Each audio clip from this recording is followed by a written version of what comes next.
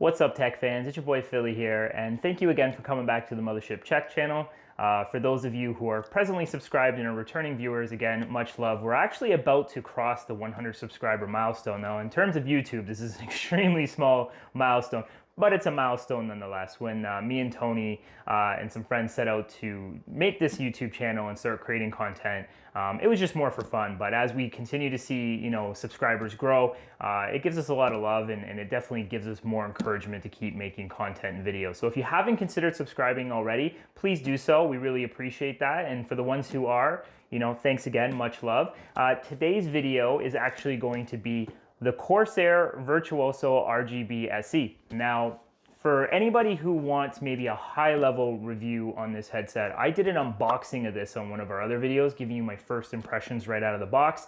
That video might be a little bit more tailored to you. However, if you're in the market and perhaps considering buying these headsets, they do get a lot of rave reviews, and perhaps you want to know an opinion of someone who spent a bit of time gaming with them and what I truly think about them, and considering that they're at the 200 American price point, you're not going to want to miss this video. In fact, stay tuned because I'm going to go into all the details with the headset. We are going to test the mic quality, and at the very end, I'm going to give you whether or not I believe they're worth the money or not. And I'll try to give you some ratings in some of the areas that the headphones really excelled at. So without further ado, let's get into it. There's a lot of details to cover, so let's go.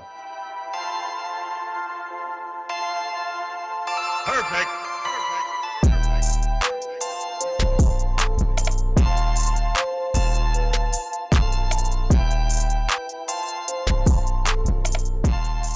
Alright guys, so here is the Corsair Virtuoso up close and personal. Now, one thing I have come to really like about this headset is its brushed steel finish. I think it really separates it from the more traditional matte black finishes that other gaming headsets decide to use. In fact, when you disconnect the microphone, I'd go as far as to say it just looks like a premium headset at this point. Now, on this note, at the bottom, you do have a 3.5mm jack. So if your phone has this, this will work with it. It is charged through USB-C, but the end of the cable is a traditional USB, which will connect to your computer just fine. You have a power off and on switch along with a volume wheel, which is also made of metal, having a very premium feel to it. There's not a lot of cracking or creaking, something I believe is really important. It definitely shows that they're using quality of materials. The ear cups are pretty spacious. I never had the pinching of the top ear I've had with other circular cups, but where these failed is I found that the padding was not deep enough and my ear was hitting the outer wall of the headset. Now, it was a bit discomforting at first, but after prolonged use, my ears did get used to it. But where I will have a complaint with these headset, is the top headband. Now, this isn't a fault of Corsair specifically. Many gaming headsets suffer from this. If you tend to get the pinching at the top of your head from having a hard head strap on your headset, this will be no different. In fact, even though it does seem like it has a lot of padding, after using this for about an hour and a half to the 2-hour mark, I was definitely getting that pinching at the top of my head, and it became very discomforting. So keep that in mind, whereas maybe a ski headband will be better for you and more comfortable. It does have 50mm drivers, so again, it packs quite a bit of bass. The highs and mids are definitely exceptional. If I'm being honest, the lows were a little bit not on the low side where I'd like them to be. They didn't pack the punch I was hoping for. Not to say that it was totally bad, but again, I could have been a bit more punchy if I'm being honest with you. They do say that you get 20 hours on a single charge. Now, out of the box, I did fully charge them. I've been using them for about 12 to 15 hours and I haven't had to recharge them yet. So I would say that the 20 hours is likely to be true. They do say that you get up to 60 feet. I didn't test the 60 feet specifically, but going up to 15 to 20 feet up to my kitchen, there was no audio loss on the headset. Now, one of my biggest complaints is the fact that there is no Bluetooth enabled on this headset. I feel like this is a big missed opportunity, especially with this very nice look. Hopefully, if they come out with a new version later, that will be something Corsair will include. Onto the mic, it is omnidirectional and it does have a mute button on the bottom of the mic. Again, so it's very easy to use, and when plugged into the actual headset, you won't accidentally, do I got it plugged in right here? I think this is right, sorry guys. You won't accidentally press any other buttons because it is very much isolated on its own. So again, from a look perspective and some basic specs, that's it. Let's get into the mic test now. All right, guys, so here is your mic quality test and check. It sounds pretty darn good. In fact, it really minimizes the nasally sound while offering a crisp, full sound, which is going through a wireless headset right now, so not too bad. Now, keep in mind, in full disclosure, that this is recording software. When I was testing this through applications such as Discord and Battle.net, I had friends criticize the mic as best they could because I let them know it was going to be for a review video. Now, some of them through those applications did notice a bit of distortion and a bit of echo. Not to say that it took away from the sound quality. Many of them were actually quite content and happy with the sound, but when switching over to some of the other gaming headsets I own, they noticed that it was much more minimalized. So what you hear through this recording may vary from application to application. Now, while we get into this, I will do a keyboard check for you. It doesn't do a complete job of noise suppression. In fact, it still picks up some background noise. And this may be a make it or break it for you who are considering purchasing this headset, but I wanted to be honest with you in terms of the sound it picks up. Now, if you are using an application such as Discord, which does have noise suppression built in, that will do a better job of minimalizing the sound in the background even further. As we go into the iCUE software, Corsair has really strived to create that simplistic appeal to not intimidate its users. Sometimes when you get into more robust and comprehensive software, it can be intimidating when you're first going into it, and this might steer prospective buyers away. I think Corsair's minimalistic design and easy-to-use interface is very good for any age to quickly and easily work around all the options with their peripherals. Now, we are on the headset because this is what we are reviewing today, and as you can see already, there is not much to it. In fact, it's very straightforward. From the bottom right hand corner here, we have the ability to enable surround sound and stereo. Now, this becomes especially important. Although it is very easy to switch between the two profiles, if you do want to switch from gaming, presumably you're using virtual surround to go to YouTube and listen to music and go back to stereo, you do have to go back into the software to change this, and that can be a bit frustrating and sometimes a bit annoying, but it is very easy to click. There is no load time. It is just switched on the fly. Now, side tone is a bit of an interesting one. I had no issues doing any of the presets using any of the software functionality with this headset, with exception to side tone. Now, full disclosure, this could be a user error.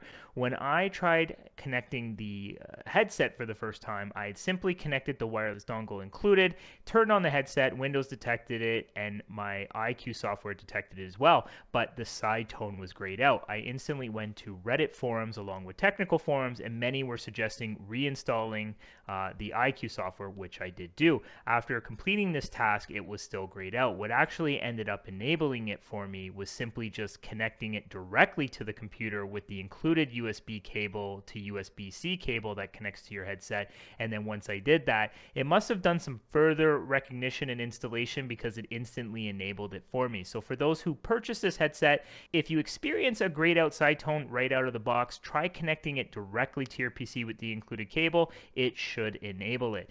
Again, you can control the mic volume from here. I won't go too low so you can't hear me, but you can control this very easily from this bar right here. Now, over on the left, you have the presets. Included in the iCUE software is Pure Direct Movie Theater, FPS Competition, Clear Chat, and Bass Boost. Now, I'm not going to go into each one and what they sounded like because it's going to be a bit biased. You would have to hear them for yourself, but as you can see as I click through them, you can see the EQ presets changing, which is obviously adjusting the mids, the highs, and the lows to give you a better experience with that particular platform you're listening to.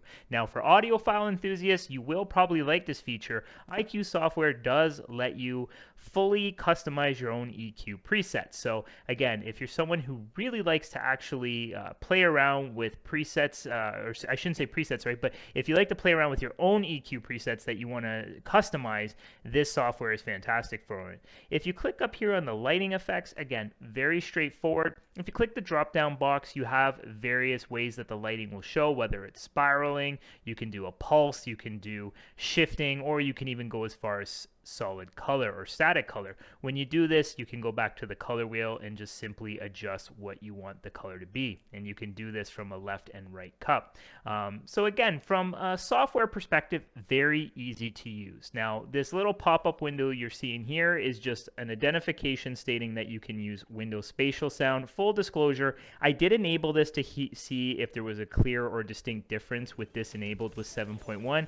My ears couldn't pick it up. In fact, I couldn't tell any difference whatsoever. The 7.1 is where I found this headset to really shine.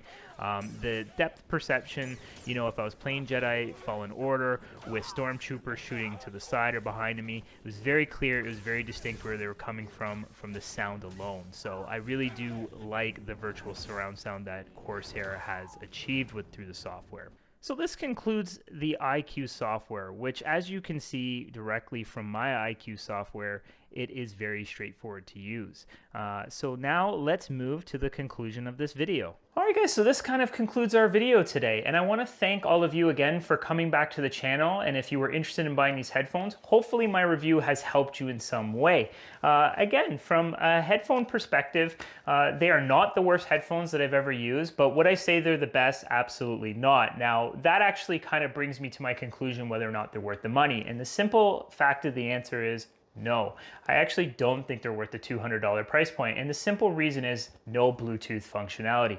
I really feel like this is a missed opportunity and something that Corsair hopefully approves upon in their future model, should and when it comes. My phone, for example, doesn't even have a 3.5mm jack, so the simple answer, I can't even use these with my cell phone if I wanted to because it doesn't have Bluetooth. Now, from a sound quality perspective, I think this is where they really excelled, so if sound quality is above everything else for you, these will not disappoint. The 7.1 virtual surround sound was on point. It didn't matter what game I was playing. The sound perceptions were very distinct to me. I could clearly hear when things were coming behind me, to the side of me, as well as in the front of me. So Corsair definitely gets a 2 thumbs up in the sound department. I have no complaints, although I will say, but again, it's a caveat. It's not necessarily a breaker. I just wish that it had a bit more punchier lows. So I found the lows to be a little bit on the weak side. But the mic is phenomenal through recording software, but again, through Discord and Battle.net, I had friends critique the mic quality. They were picking up some echo and some distortion. I would chalk this up to just being the applications, but when testing it against other headsets I own, that soon got much more minimal. They weren't hearing it with the other headsets. So it could be application based, but take that for what you will. You may not get the same sound quality through your mic as you heard through the actual recording software.